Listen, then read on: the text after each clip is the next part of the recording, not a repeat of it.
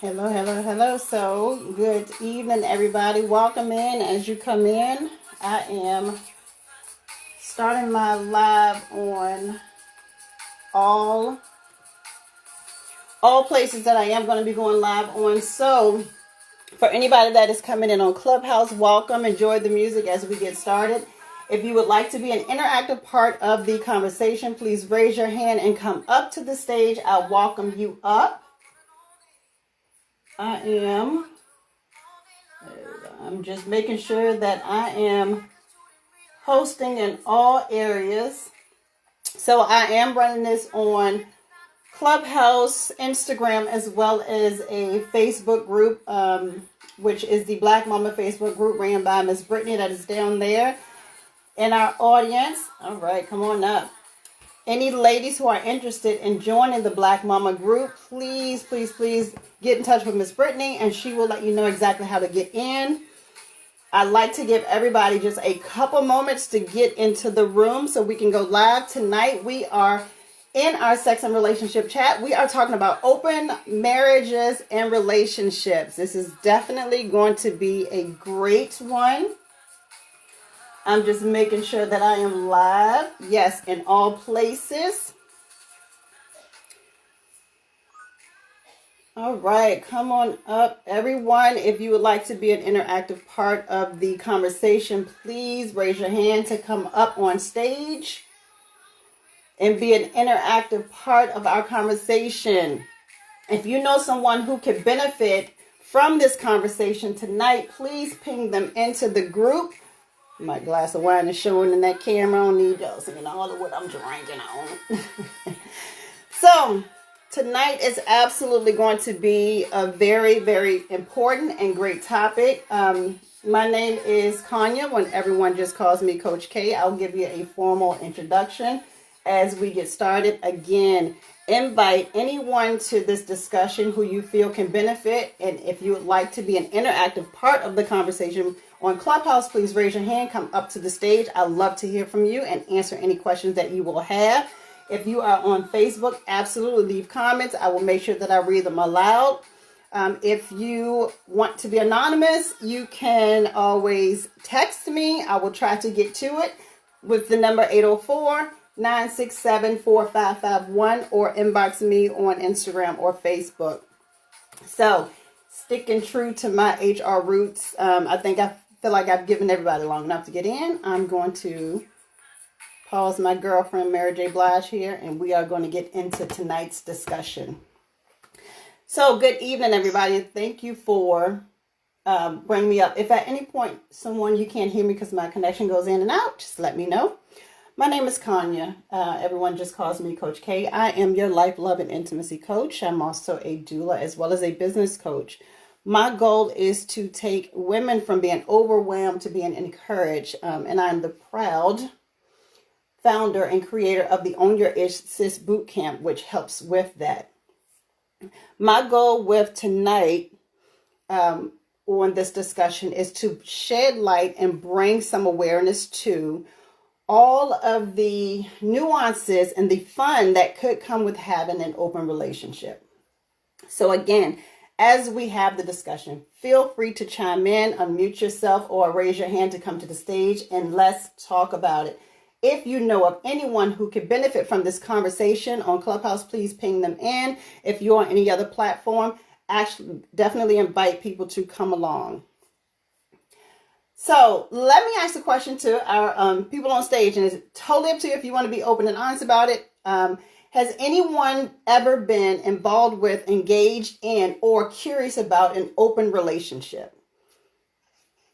Hello, I have definitely been in an open relationship. I have like a free dating style, so my relationships tend to look like whatever my partner asks of me at that time. So if they are looking for a monogamous relationship, then I have the ability to be monogamous. However, if they're more like I need, an open relationship or something like that, then I can do that as well. So I've been in both. All right. Well, in both. Thank you. And Annie, you were going to say something? Yeah, I identify as polyamorous. I think that I like to talk about it as both an identity and a relationship structure, because I feel like it's kind of like, you can be single and be poly. You can be in one relationship and be poly. It's kind of like bisexuality, just because you're in a relationship with a man doesn't mean you also don't like women. So that's kind of how I like to look at it. And kind of similar to what Talisa said, I could see myself maybe being monogamous for a period of time. It's not just because I identify as polyamorous and believe that you can love multiple people. I also think I could see myself being monogamous in the right circumstances. I think, time constraints are a very real thing, and my career is very important to me. So I could see, like, maybe when I have kids and I'm really working on my career, just trying to maintain one relationship is a lot of work. So I don't know if I'll have the energy and time for other ones. So yeah, that's just kind of my stance on it. I identify as poly, but doesn't mean I'm always in polyamorous structured relationships. Well, I appreciate you both for sharing, for sure. So I just wrote down kind of 6 basic parameters that we all should think about. And definitely Annie and Talisa, because you both have been in those situations, feel free to chime in and add to that conversation. And again, everyone who is joining in on Clubhouse, if you want to become an interactive part of our conversation, please feel free to raise your hand and come on up. I invite you up. This is a weekly discussion that I have each week. Of course, the topic will be different. So when we have open relationships, one of the major components of it, and I have it as my number one piece, is communication. As with any relationship that you would ever have, communication is your number one, because just as quickly as you entered into this amazing open relationship, it can go sour quickly without proper communication. And of course, we're going to each one of those in depth after I read this entire list. So number 2 is know the intention, know the why. Just as important as communicating about the overall structure, what you're going to do, how it's going to be, you want to know why you're in an open relationship, or why your partner may want to enter into or not into an open relationship. So knowing those intentions is definitely important. You want to create a plan. This includes an exit strategy, especially if you're going into having an open marriage. Yes, relationships the same way, but especially in a marriage where you're entering into kind of a contractual sort of say agreement of a marriage. You definitely want to have a plan to include an exit strategy should things want to change. Number 4 is both parties need to be 100% on board. If either party weans back to 89%, then you need to go back to the drawing board, which goes back to number 1 with communication. So both parties need to be 100% on board to move forward. Number 5, you want to decide on what open looks like. That's a big one. What does open look like? What it looks like to one party may not be what it looks like to another party. So we need to decide what an open relationship looks like. Are you guys going to be outside the home when you have dates or other people? Are you going to share people, being in that polyamorous relationship? Or is it a don't ask, don't tell? And then number 6, check your emotions, and then check on the emotions of your partner. You need to do regular check-ins consistently on all of those aspects and throughout the entire relationship process. So let's jump back to number 1 when it comes to communication. That one piece really covers the full gamut of all 6. You need to be able to communicate on every aspect. What I would say is don't leave anything up to assumption. Not a single thing. Don't hint around at what you think things should be. Don't hint around at what you want, what you like, and what you do not want or do not like. Be very clear and specific about every aspect of being inside of that open relationship, because all of that will matter, and it does. Again, if anyone is joining and would like to be an interactive part of the conversation, please raise your hand and come on up. This is an open forum. Anyone on the stage, if you would like to engage, just unmute yourself, and I know that you want to say something. Go ahead, Ms. Talisa. Yeah, so I was just sitting here thinking to myself about the conversation of communication, and I'm sorry if there's any background noise or anything. I'm in the car. But I wanted to say it was just because I'm considering entering into a relationship with someone, and I'm considering whether or not this will be an open or a monogamous relationship. And I was thinking of some of the conversations that I have with men, or some of the stuff that comes up when I do have this first conversation with them. And a lot of the times they'll say something like, well, if it's open, like, why do I have to communicate with you? Like, why do I have to, like, tell you what it is if we're open? Like, why can't I do whatever? Like, why do we have to put a title on this? Like, if we're open, like, why can't, I just stay single? And so I really was thinking about the communication and the feelings around the words having a title. Like, what does that mean to title something or give it a label? And really, like, having a title labels what the responsibility is for yourself, and then what you can expect that other person to be responsible for. And so really communicating in the beginning, what the title will be, whether it will be monogamous or open, and then explaining what that looks like for you and then for the other person really helps define your relationships and what the terms are of your relationships. So I was just sitting here thinking about having that conversation with this guy that I'm dating now, and it just tied right into this. So I just wanted to share you that. Well, I appreciate you chiming in and letting us know. And I think you brought up some very good points, because again, where one person is thinking, hey, this is an open relationship, it should be just willy-nilly, well, you really can't. So absolutely, communication is going to be number one key, no holds bars, no matter what. So if someone is saying to you, we don't need to talk about it, we just need to move forward and do it, I would say run, not walk away from that entire situation, because what will happen is what's not set up front becomes a fight or turbulence down the road. So absolutely want to communicate on the front end. So very good with bringing that up. So on that number 2 front, we have know the intentions. And I have beside that, know the why. The reason why I put know the intention is because, say for whatever reason, communication was not great, and you're in a 6-year relationship and you just opened it up maybe a year ago, and things just did not work out, or marriage or whatever. And, after 1 year, things kind of went sour and maybe you split up. Who knows?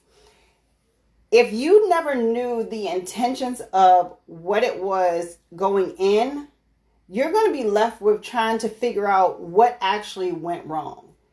And then you're going to give the wrong energy into the relationship. When you know the intention of the why, you're able to then really wrap your head around the relationship itself. You're really able to say, okay, I know that you want to do this just for fun. You just want to add some excitement into the relationship. I'm into it too. I just want a little bit of fun. And so that's why we're going into it. So you know exactly how much to give versus not. If for someone who maybe wants to get into a true polyamorous relationship, like I want something long term, I want to have 2 lasting partners that I am engaged with on a deeper level than just having fun, then everyone knows, good evening and thank you for joining, then everyone knows exactly why they're in that particular relationship. Again, when I say communication kind of runs the whole gamut of all 6, it kind of does. But being able to know the intentions of why we're in this open space is extremely helpful. It also helps with someone who may not be as confident in themselves, and maybe they have just self-doubt about themselves, and maybe they feel less than. It could be they say, well, I think I think my husband or my girlfriend or my wife, she wants an open relationship because I'm not good enough, or I don't look good enough, or I'm not doing XYZ. Well, you know what? If we know the intention of going into an open relationship or marriage, then we can go in with full knowledge and we can put our whole selves into it. So that is a very important aspect of an open relationship. You'll want to know why. Hey, Soul Spice. So creating a plan. And I know that sounds like, oh my gosh, if I'm getting into an open relationship, I just want to have fun. But hey, Sex Ready Lips. But you want to be able to create a plan. What does a plan look like for an open relationship? It's whatever you and the partner sits down and have a full discussion about as to what this is going to be, including an exit strategy. Now, when I talk about this, creating a plan, including an exit strategy, I literally think of two very specific situations. Some of you might have heard of it. Some of you may not have. So the one situation I think of, which is more recent, because it's just been coming on TV, is Ashley on The Real Housewives of Potomac. Well, apparently her and her husband were in kind of a open, we're kind of in an open relationship at one point, open marriage, excuse me.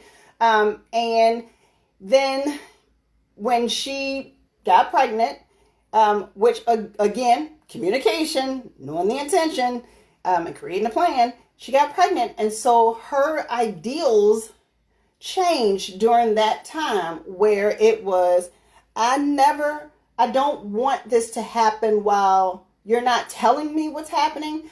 Basically, I don't want to hear about stuff in the media. That's essentially what she's saying.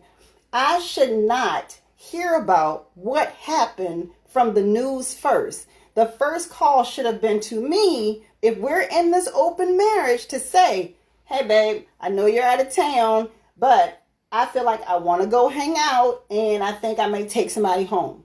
So then we know if this is okay, because a situation has changed. It is no longer just husband-wife. It is now husband and wife pregnant with baby. Now baby is here. So the circumstances change, but without an actual plan in place, we didn't know where to go. And so in his world, we're in an open relationship. I can do what I want. In her mind, I'm having this baby, I'm pregnant, then he should absolutely be changing. He should now want to do things a whole heck of a lot differently. They didn't create a plan, and so it didn't work out that way. And feelings got hurt. And so then they had to go into counseling, which counseling is always a good thing. It never hurts to get some kind of coaching or counseling, so that does not hurt. But having kind of a plan up front would have been helpful. The other situation I think of, and I think a lot of us kind of know this situation here, is Will and Jada. The Entanglement. So that was another situation of, I will say, they have kept themselves under wraps for so long. Kudos to them.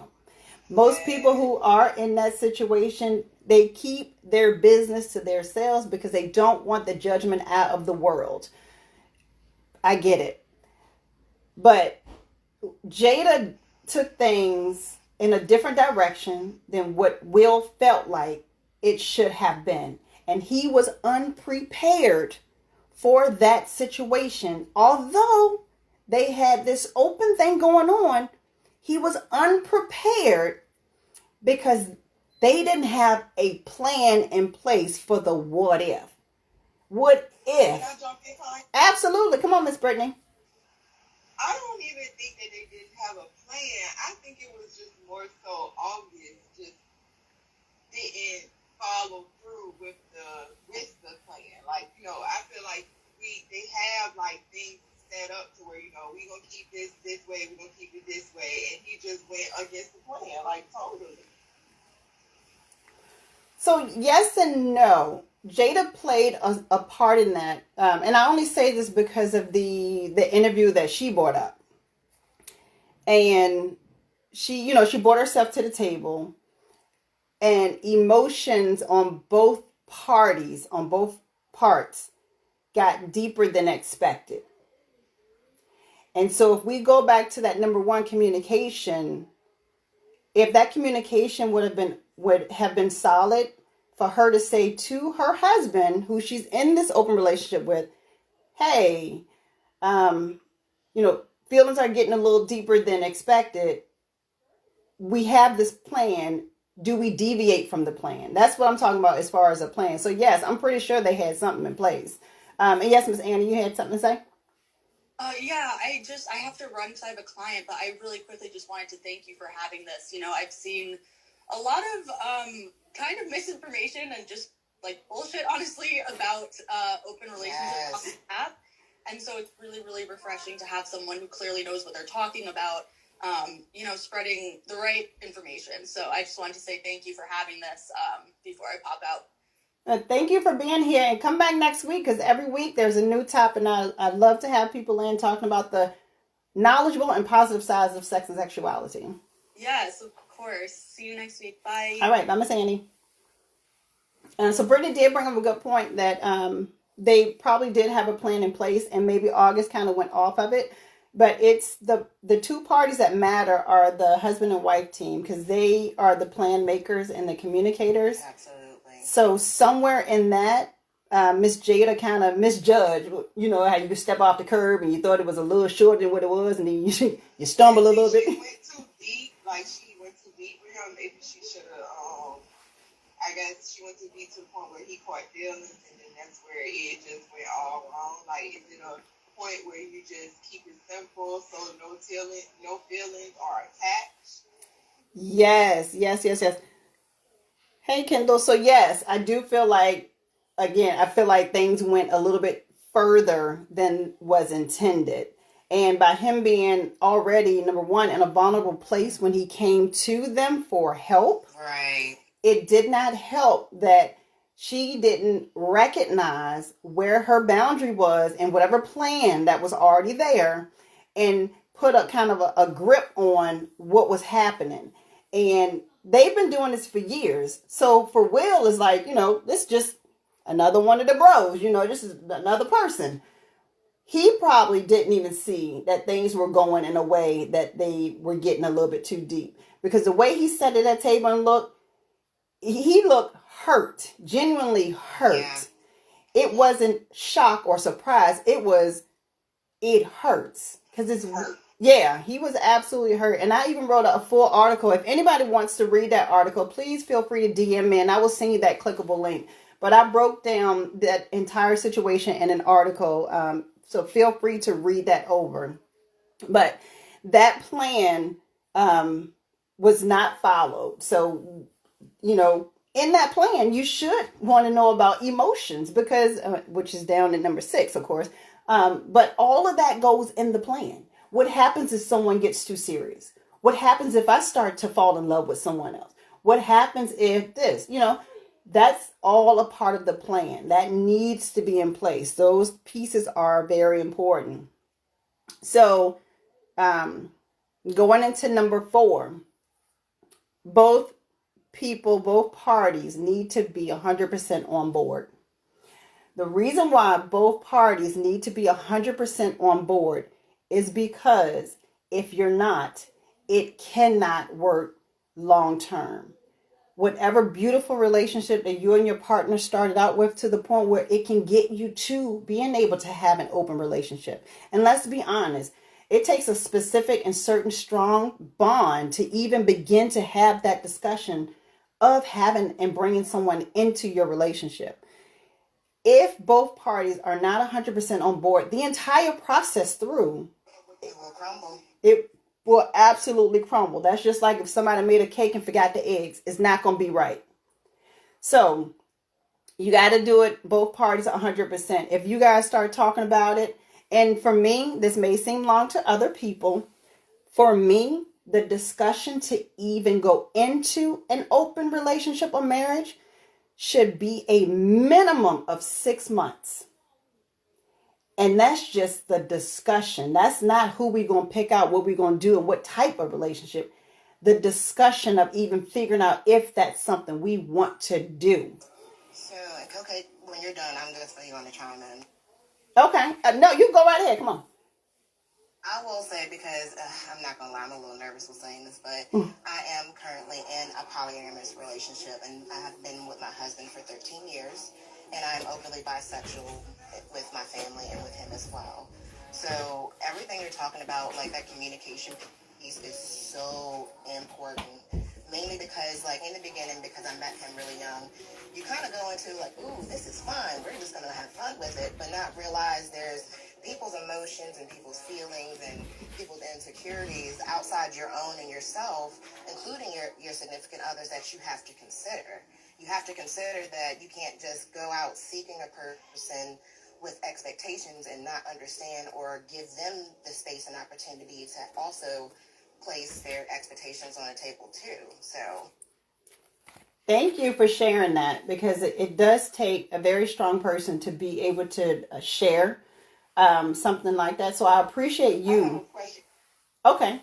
I appreciate you for being open to that in our space. Go ahead, Miss Brittany. Tanika, so my question is, what is, why did you say like it?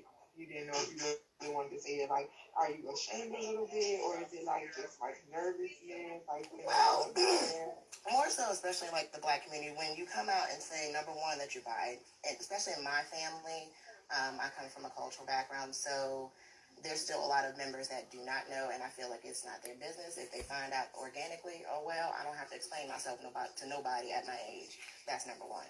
But number two, you know, you get a lot of people, and the first assumption I normally get is like, oh, are you looking for a sister wife? Or, you know, something crazy like that, where it's like, no, y'all act like I'm going out here like a pedophile or like a heat-seeking missile.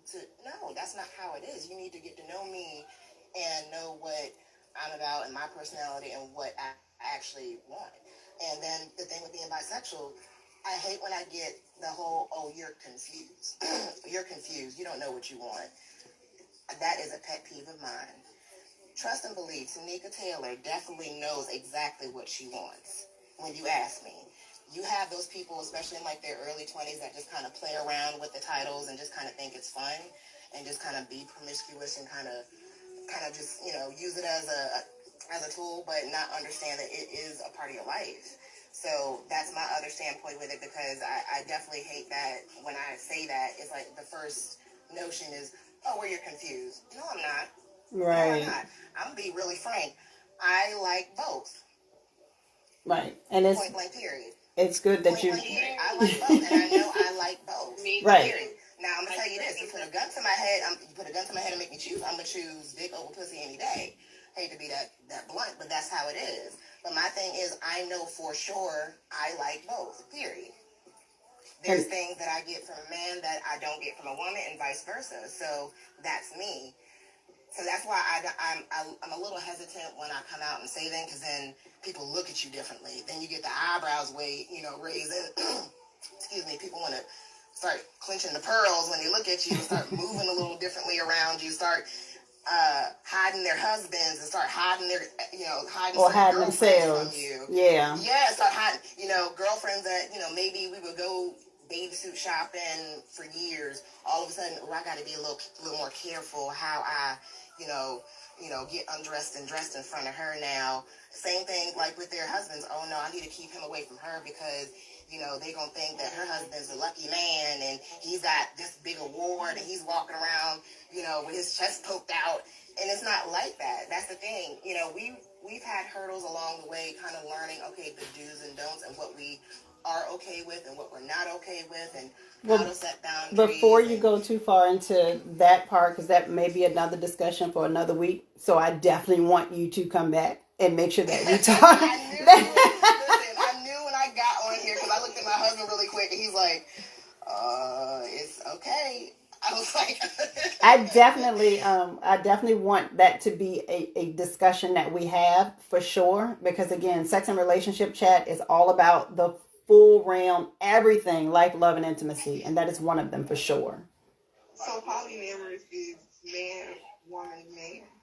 So we don't currently have an active partner, but we, in the past, and we've had a partner that we both have shared. That's where polyamorous comes into play. So polyamorous is multiple partners.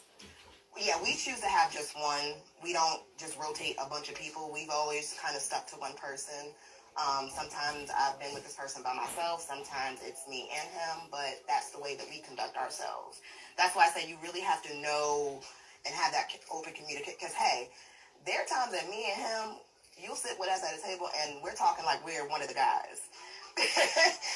That's just how comfortable we are within our relationship. We're open to saying things like, "Ooh, do you think she's getting a little too attached?" He's like, "Yeah, babe, you might need to go ahead and cut." That's how we are because we have built that right there relationship. That communication, that right there, that they have as far as that piece of communication, he was able to recognize that someone was getting too close and that the partner was able to agree. That right there is a strong bond of communication that is necessary when you're in an open relationship. I'm glad that part even came up, because there are some without that communication, one may recognize something, the other one won't.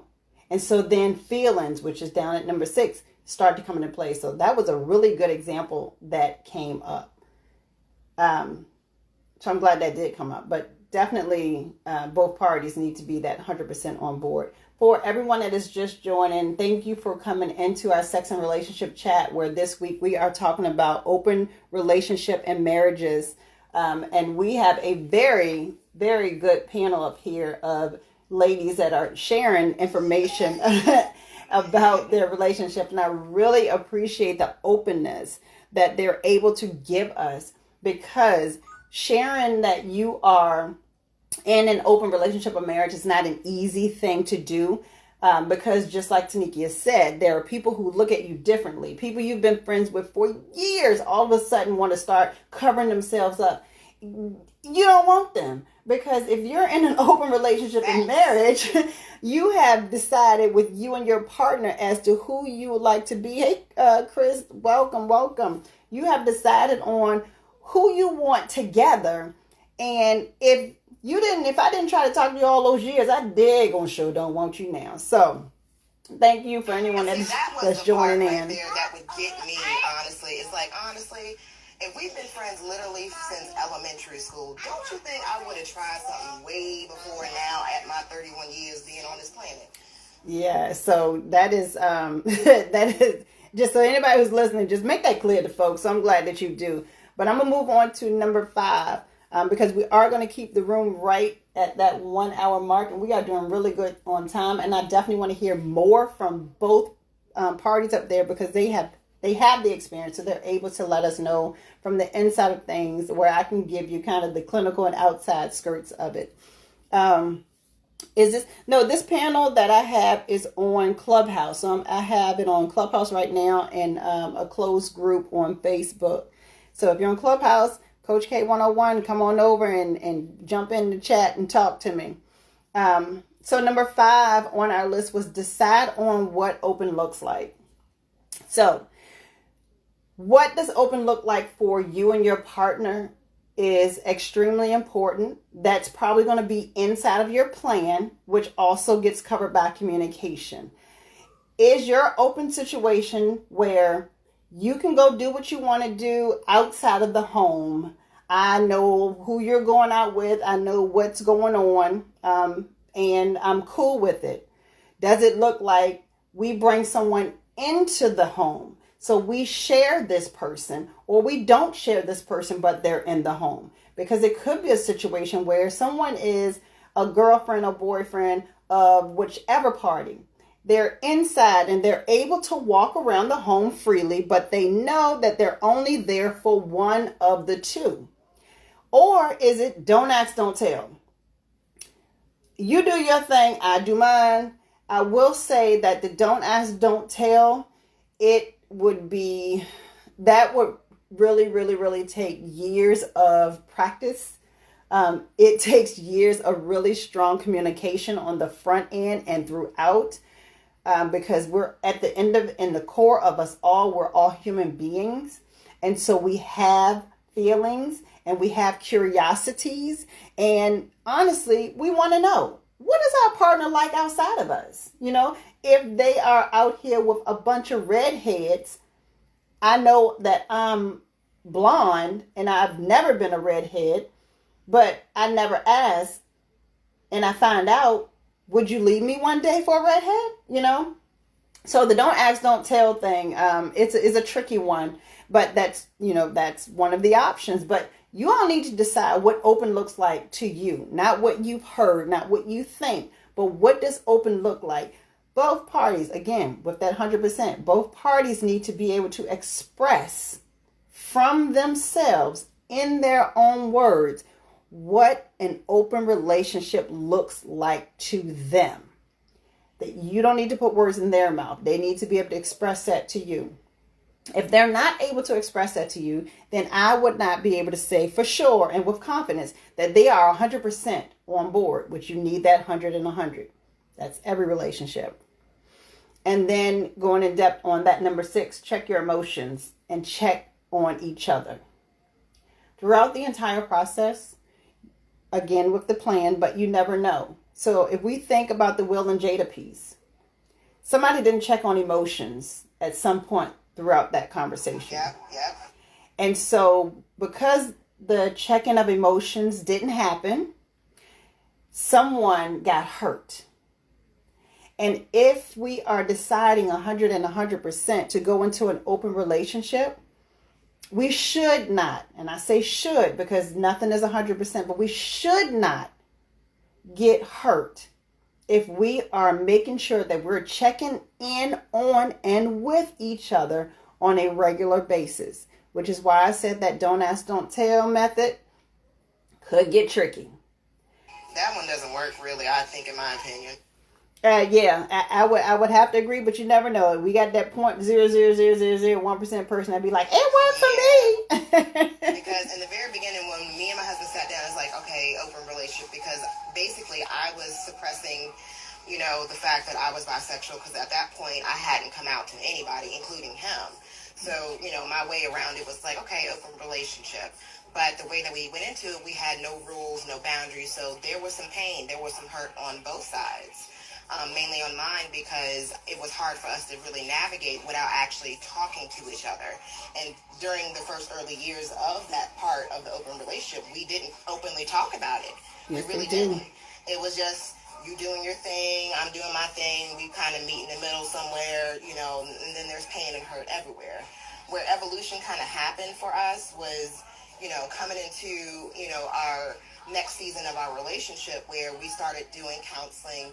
And even my therapist, she knows that, you know, I'm openly bisexual with him, and also we have a polyamorous relationship.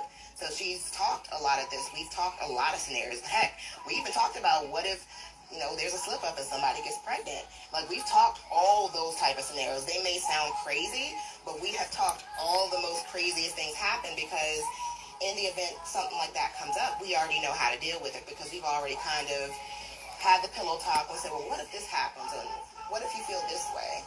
Because believe it or not even just for me, men have insecurities. There's been times where we have been dealing in a situation with, you know, a partner and he's felt insecure or felt like, you know, his feelings were hurt. So that's why it's important to have that open communication and just kind of do a temperature check along the way just to make sure, like, hey, how do you feel about this person? Because you never know. Sometimes along the way, they may start off sexually attracted to that person, and may along the way may not be sexually attracted to that person. It may only be proceeding because you're still interested. Yeah. So that's why it's really important and key to all. I mean, literally every step of the way to keep open communication. And now it's like I love it because we kind of sit there and talk to each other like we're hanging out with, like, we're guys. We literally, like, if you sit there with us, you would think like, dang, you would think that we're best friends with the way that we talk about, you know, who we're dealing with at the time. So it's cool to finally get comfortable in the communication piece because now anything that comes up, it does not bother me. It does not bother him to actually say it out loud to each other. So I'm glad that you said that, because you guys are definitely creating a plan when you can sit and talk about. And my husband just joined everybody, so hey, I stop forward. So when you're able to sit and talk about those what ifs, because no one's thinking about the if somebody got pregnant. That is such a important piece. So if a client came to me and they were looking to talk, go into an open relationship, these are all of the scenarios that I would be able to say, have you thought of all of these? I would send them back home to continue the discussion, because remember what I said, that discussion for me, for any of my coaching clients, would need to be a minimum of 6 months. And Brittany, you were about to say something? Yes, I was just about to say, so how do you even come to even have this conversation? Like, before you even start to even do this, like, who sits down and say, hey, babe, I've been thinking and I want to have a polyamorous relationship, would you mind it, a sharing? Like, how do you have that conversation? How do you know that your spouse or your significant other isn't going to, like, be offended or upset at the fact that you even want to even do this? Like, how did you know it was okay to even start that conversation? It starts differently for every situation, to be honest. And I am gonna, because I do want you to tell exactly how yours began. But I will say for every situation is definitely going to be different, because some people have, just like we have different Facebook groups and different places that we congregate. If you're in that atmosphere, of course, you're more than likely you're going to be getting with someone who's open-minded to that. But as relationships grow, as people create trust bonds with each other, if you actively listen to your partner and they're open-minded, you're able to have those conversations without the what. But if you kind of know your partner and who they are through and through, and that is not something that they're remotely into, I still say, if it's something in your heart that you feel like you are curious about, you can still have the conversation that you've been curious, but not necessarily say, this is what I want us to do. So, Tanikia, how did you in your relationship get to that point? Well, like I said, where it started, it was way before I met him. I had already been fighting with suppressing my bisexual feelings. So, of course, first for me, it was making sure within, the first few years of a relationship, getting comfortable. Once I really felt comfortable with him, like, okay, this is kind of going somewhere, I kind of started it in a practical way by showing, like, I would send him little clips of, married couples with someone or something like that, and just kind of get his temperature on it, just kind of see if it would pique his interest. And then honestly, it would be pillow talk. It would be after a night of going out to eat and having some wine or something like that, and we would come home and just lay in bed, and I would just kind of chat him up about it. Like, hey, I mean, how would you feel about this? Like, what do you think about that? And just kind of just naturally just easing little questions in there little by little. And then honestly, it wasn't until the latter part of our relationship where I was like, listen, okay, I'm bisexual and this is where I'm at, this is how I'm feeling, because working through my depression with my therapist is like, now I'm feeling like a fire out of the phoenix where I'm free, but now he needed to know where my headspace is. And it was just great for me that he was like, well, yeah, I already knew that, but I was just kind of waiting for you to initiate the conversation. Because, of course, as a guy, most men, of course, they love the idea of a threesome. But for me, it's deeper than just a sexual situation, because I brought it up to him as this. What if it's something where I want her to be permanently in our lives? We do have children, there may be a situation where they have kids, so you have to think about all of those things. So that's why it was important for me to start off really kind of slow, but kind of temperature check and kind of ease little questions and things like that in there, just to kind of see and kind of read and feel where his mind was. But honestly, now I I guess, after 13 years and kind of trial and error, jumping the hurdles, saying, oh, that doesn't work. Okay, we got hurt doing that, so we're not going to do that again. Just kind of doing those things to where now it's like, honestly, we literally have conversations like we are two guys having a beer. And is it at a point in your relationship did you feel like it wasn't worth the hurt? Or was it like, so you fit through it? in the part where I was still suppressing who I really was within the relationship, okay, because I was trying to conduct an open marriage, which just kind of, I guess, allowing me to try to figure myself out and just kind of let him frolic while I'm trying to figure myself out. It didn't work well. It really didn't. That crumbled and fell and started to tear our relationship apart and created where, he's going out and having relationships and things like that. So where we had to come back to the table was like, okay, I need to come to you and let you know who I really am because I've been keeping a lid on it for so long. I'm going to come out and say it. And once you actually come out and say it, now it's like, okay, that kind of snowballed the conversation into, okay, so where are we going with this? Like, how do we want to conduct this within our relationship? Because like I said, we've been together for 13 years. So, and it wasn't like we just started this yesterday. We've been doing this for quite some time. Not say I'm out and open. Trust me, I'm definitely safe and everything. Trust me. Okay. Trust that part. Because like I said, I am a mom, and that means more than anything in the world. So that's why we have to have this open conversation. So yeah, there was a point where in the beginning I'm like, oh, what did I get myself into? Ooh, I really went about this the wrong way, and now the ball was going down the hill, and I'm running behind it, and I can't catch it. But really, it got to a point where I had to sit with my therapist, understand that I did have depression, put a name on it, understand it, start to do the work on it, and then being free from, the shackle of holding this, suppression of letting him know and even close ones know that I am bisexual within my lasting relationship.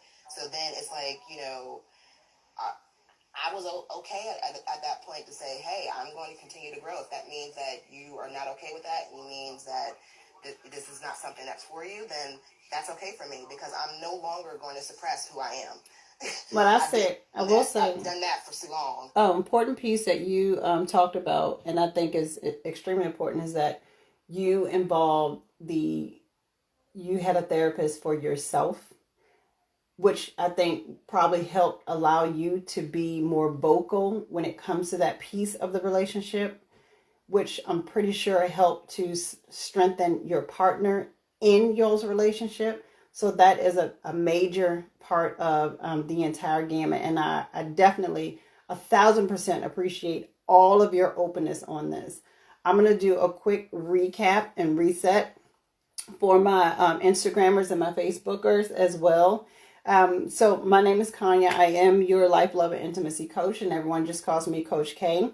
I do have this weekly sex and relationship chat where this week we are talking about open marriage and relationships with an amazing panel of folks up here that are giving us some very helpful information.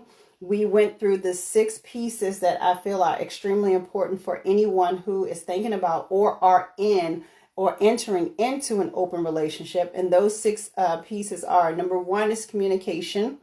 Number 2 is knowing the intentions or knowing the why you want to get into that open relationship or marriage.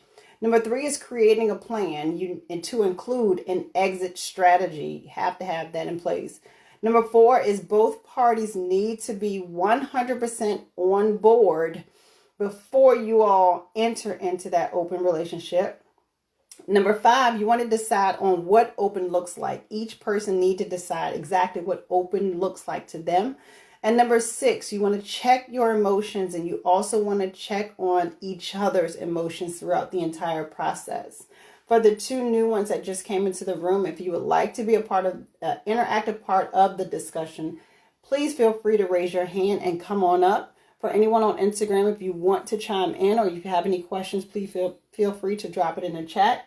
For everyone that's watching here on Facebook in the group, feel free to send any messages or any comments that you would like to have here on the chat. Now, I will say in the chat, in our group earlier, and for any ladies who want to know about that group, please get with Miss Brittany and she will be happy to give you more information on that. But I know there was someone who actually was asking about adding another party, a woman, into their relationship, into their marriage. So I'm glad Tanikia was able to give us some insight on that.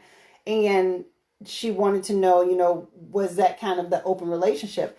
And yes, that does fall under the umbrella of an open relationship. That's a polyamorous relationship. And using those 6 steps that I just talked about, you absolutely want to have all 6 of those in place. And I'm pretty sure that's more, because let me be clear, that's not an all-inclusive list of what goes into having an open relationship, as anyone who's been listening on either platform has heard from Tanikia, to Lisa, as well as Miss Anna from earlier today. Communication is always going to be number 1. Without that communication, whatever you try to do will fail.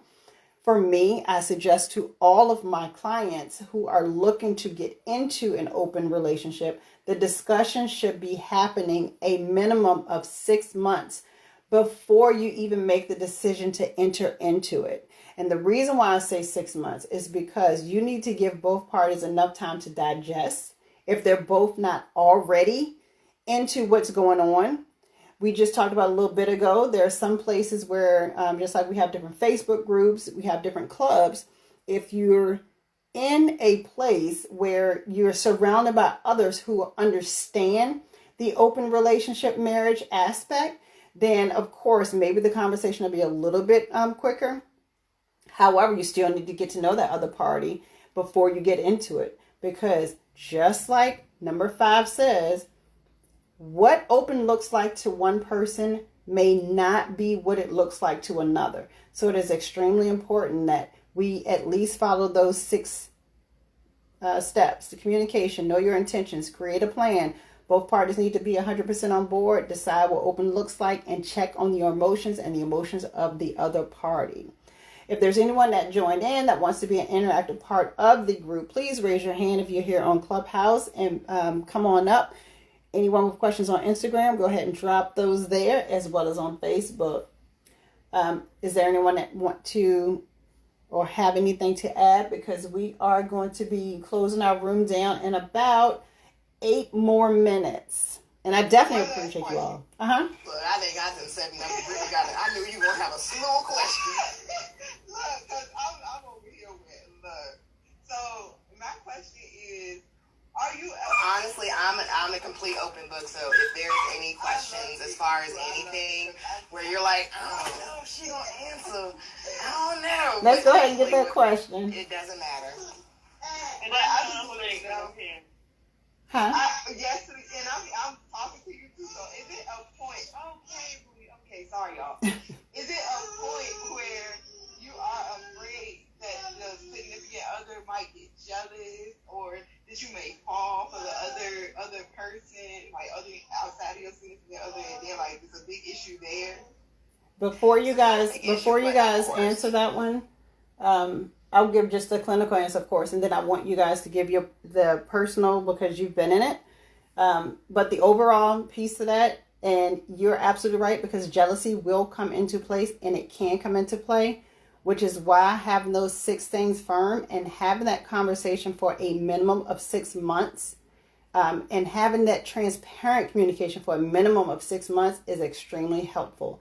If you're communicating with your partner for 6 months, you can clearly see how they respond to things. You can see how they answer things, and their answers may change over time enough to let you know they may not be ready to enter into an open relationship. Right, and I know for myself, and with my experience in an open relationship, I did find myself in a situation where I did start to catch feelings for the other person. And how I handled it was I communicated with my partner that this happened. And I ended it with the other person. Good. And it was hard. And I feel like that's really what Jada and August Augustina went through it. I think that it got to a place where Jada had to end it, and he didn't take it well. Nor did the guy I was seeing, he felt, he felt some kind of way about it. We don't have any communication anymore, even though that relationship has since ended. But at the time, it was the right thing to do. So, what if it goes the other way? Honoring my relationship. So what if it goes the other way and the person decides to stay with the outside entity? Like, do you feel bad that, you open this door in your relationship and now this is what it came? Or for me personally, no. I would, because the type of relationship I would have, I would know the other person. And so my hope is that if my husband loves that person, that I'm going to love that person too. So then if they decide to be a more permanent person outside of our relationship and they're okay with that position, then that's fine. That's okay. But the problem comes where, they want to change the relationship dynamic where now they're like, it's me or her. So that would be where the problem would come in. But if my husband or my person just fell in love with this other person and still wanted to see them, that wouldn't mean that I will end the relationship or I wouldn't want to be with them any longer. I would still choose to be in that relationship and still love the person that they love. It wouldn't be like the same type of like romantic love. It may just be I really care about that person, and I want her to be happy and to feel good and great, and you do that for her, and that makes me happy, and I'm still with my person too. Well, you guys have, I can't say enough how much I appreciate both of you and Miss Annie from earlier for being so open about your relationships, sharing with us. Exactly. Yes. Right. Answering Brittany's questions. I knew it was I knew it was going to happen. I knew when I came on here and kind of was like, take a deep breath and just kind of put it out there. I already knew there was going to be a lot of questions. And, Brittany, I've always been, since day one, 100% transparent. But, it's that jealousy will get you. It will. It definitely will, because one thing, when we had one partner that was for about 7 years. Of course, she decided to go on and have a permanent relationship. So with that, it's like, I don't expect you to come in and love me the same way that you love, give the love to my husband. There's no expectations there. You are still allowed, if you find someone and you decide you want to go off and get married and have kids and do all that, that's perfectly fine. Or vice versa, where you're like, I really love you guys and I want to be a permanent part of this, of the relationship. So for all of it, it's just like making sure that you continue to have that temperature check. Like, hey, how are you feeling? Do you feel like we're getting any closer? You have to have those type of questions out there to really ask how everyone's feeling about one another, because you don't want to have an imbalance where one or two people in this situation and feels differently than the third, and that person never wants to feel like a third wheel, and they shouldn't be. They really shouldn't be. If you decide that this is a person that you're bringing into your relationship, they should be a part of it, not a third option. So that's why, for us, we set that expectation that, listen, you come into this, number one, I don't approach anyone where it's like, oh, well, you're just for me, and then all of a sudden, pop, here's my husband. No, I don't do that. And because that's not fair to that person. That's why it's called relationship. Right, because it is a relationship, and I think some polyamorous people in polyamorous relationships forget that part, that person that you bring into it is a relationship. It's just a brand new one. So you have to treat it just like if you met your significant other the first time, many years ago. So that's the biggest part of it, because a lot of people, I hate that they bring someone in and kind of treat them as a Band-Aid for the relationship. Yes. Or, bring them in and it's like, oh, well, you're here to fix us. Or, oh, we got an empty nest and now we're feeling some sort of way and you're not a seat filler. You're not coming to fill a void. That should not be the expectation, because if you're going to it like that, that's a threesome. It's not going to work. That's right. That's a threesome. Just like later on in the relationship, if you're still having questions like, "Ooh, can my husband still have feelings for someone like this?" Then you shouldn't be getting into it, honestly, because that communication should be so strong and be so solidified before you even think about bringing someone in. That honestly, it's no lie. I see my husband flirt with other women, and it turns me the hell on. It definitely I does. know that's And of right. course, most people would look at me and be like, "What the hell is wrong with you?" Well, let me You want ask to you know this, Miss why I'm so Tanika. secure in it? Because I know he's coming home with me. I'm getting all Tanika, that energy. I'm Yes. I'm not sure if you're on Instagram, but I'm going to be wrapping this room up. But I will be back on Instagram on Blocal, BLOCAL search, and I will be continuing this conversation on Thursday night at 9:30 p.m. Eastern Standard Time. Okay, I just want to make sure. So anyone, come on through with the questions too. So for everyone that tuned in tonight on Instagram, Clubhouse, as well as in our Facebook group, if any ladies are curious about what that Facebook group is, Black Mama is a very positive, empowering group of ladies. Please get with Miss Brittany, who is up here as a moderator, and she will give you more information on that group. But I want to thank everyone who tuned in tonight for the second week of the Sex and Relationship Chat. Tonight we talked about open marriages and relationships. We will be back on next week for next week's topic.